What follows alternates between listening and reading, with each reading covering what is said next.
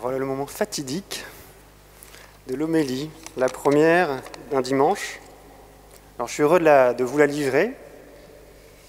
Voilà, tout fraîchement diacre, j'ai été configuré serviteur du Christ. Alors ça tombe bien, on parle du serviteur dans l'Évangile, mais il n'a pas bonne presse en ce moment.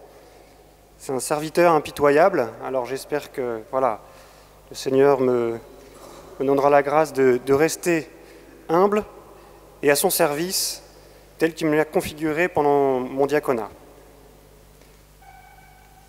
Alors aujourd'hui, en plus, l'évangile que nous recevons, c'est la suite directe de l'évangile du dimanche dernier. Dimanche, on avait eu la correction fraternelle. Aujourd'hui, le Seigneur, à travers la parabole, Jésus nous parle du pardon des offenses. Quand quelqu'un nous fait du tort, nous avons à pardonner. Alors Pierre pose la question, est-ce qu'on doit pardonner 7 fois ? Et ça semble déjà beaucoup pour lui. Et Jésus lui répond, non, c'est 70 fois, 7 fois. Alors on sent qu'il y a peut-être un peu de démarche de calcul, mais justement, cette réponse de Jésus montre qu'il faut dépasser toute notion de calcul et que c'est tout le temps qu'il faut pardonner. Alors ça peut nous surprendre parce que ça paraît très exigeant et puis on se dit, Seigneur, comment c'est possible de pardonner autant de fois ? Et pourtant, c'est bien ça spécifiquement chrétien de pardonner. Et on n'est pas chrétien si on ne pardonne pas. Donc s'il nous le dit, c'est qu'on est capable de le faire. Et en plus, il ne s'agit pas de pardonner simplement, il s'agit de pardonner du tout son cœur. C'est ça qui m'a interpellé en particulier. Et je voudrais revenir un peu là-dessus pour préciser ce point en soulignant 3 attitudes, 3 étapes que Jésus semble pointer dans cette parabole du serviteur dit impitoyable. Alors, on voit d'abord que pour pouvoir pardonner, il faut supplier. Il faut supplier le Seigneur et le serviteur se place devant son maître pour le supplier de lui remettre sa dette.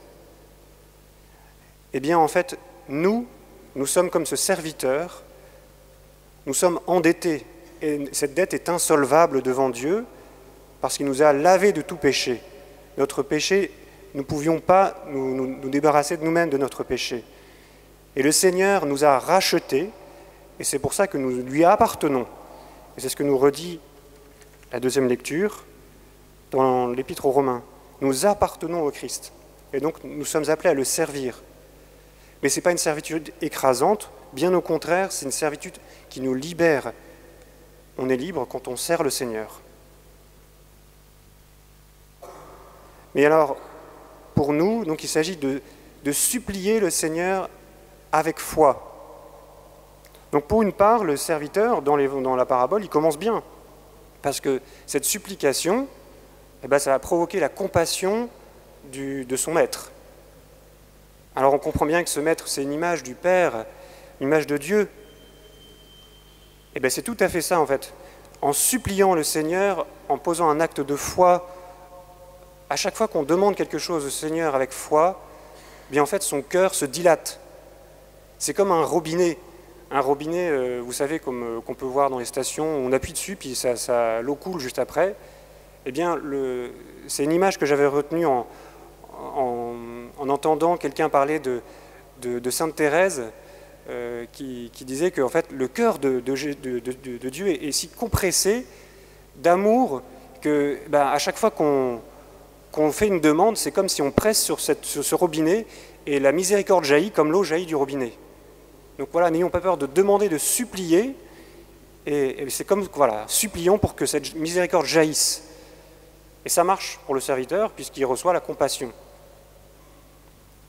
Alors le problème, c'est qu'il n'accueille pas cette miséricorde. Et c'est tout là l'enjeu. Et donc cette deuxième étape qui nous est proposée dans cette parabole, c'est l'accueil de la grâce. Nous sommes appelés à accueillir la miséricorde, à accueillir la grâce. Et ça, c'est délicat, effectivement, parce que ce serviteur, en fait, il est dans ses pensées.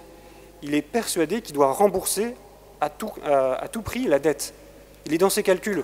Oui, Seigneur, je te rembourserai, prends patience. Mais il n'a pas entendu que son maître lui a déjà tout lavé, l'a libéré de sa dette. Et alors lui, il n'a pas entendu ça parce que juste après, il va s'acharner auprès de ceux qui lui doivent quelque chose pour récupérer le peu de choses qui n'a rien à voir avec la dette qu'il a contractée. Alors pour nous, c'est quelque chose qui touche à l'espérance, pour moi. L'accueil de la grâce, elle nécessite d'exercer notre espérance quand on voit une situation qui pour nous semble inextricable, ou alors on a l'impression que rien ne va changer, qu'on fait comme on a toujours fait, et on fonce. En fait, on passe à côté de la grâce qui nous est donnée ponctuellement et régulièrement, puisqu'on a demandé au Seigneur, la grâce est donnée. Ça vous arrive peut-être de demander au Seigneur de prier régulièrement, puis vous avez l'impression qu'il ne vous répond pas. Mais est-ce que vous avez entendu ce qu'il a dit? Est-ce que vous avez pris le temps d'accueillir la grâce qu'il vous a donnée, qui va peut-être vous surprendre, qui vous a peut-être surpris, et que nous n'avons peut-être pas reconnu, parce qu'on s'était un peu fixé dans nos pensées. Et il me semble que l'espérance vient détourner notre regard pour pouvoir accueillir ce que le Seigneur veut nous donner ou ce qu'il nous a déjà peut-être donné.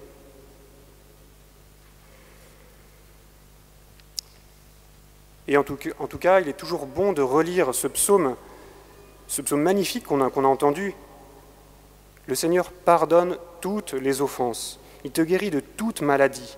Il réclame ta vie à la tombe et te couronne d'amour et de tendresse. Voilà, quand on sent que notre cœur est dur, qu'il a du mal à accueillir la tendresse, l'amour de Dieu, relisons ces paroles. Et même n'hésitons pas à offrir nos colères qu'on peut avoir et qui nous empêchent d'accueillir cette grâce. C'est notamment la première lecture là, qui fait un peu la liste de tout ce qui empêche de pardonner, la rancune, la colère. Voilà des choses abominables, où le pécheur est passé maître. Voilà, on connaît notre cœur, le Seigneur connaît notre cœur, mais nous avons cette liberté d'offrir nos fragilités, d'offrir nos duretés, et de les présenter au Seigneur pour accueillir sa grâce qui sera donnée. Voilà, donc, supplier le Seigneur, accueillir sa grâce, et enfin, c'est pardonner de tout son cœur. Et ça suppose effectivement ce chemin d'accueillir la grâce et d'avoir supplié. Et donc, le Seigneur croit que nous pouvons pardonner. C'est possible. C'est un chemin, c'est difficile, mais en même temps, il me semble que nous pouvons nous exercer nous-mêmes à nous pardonner.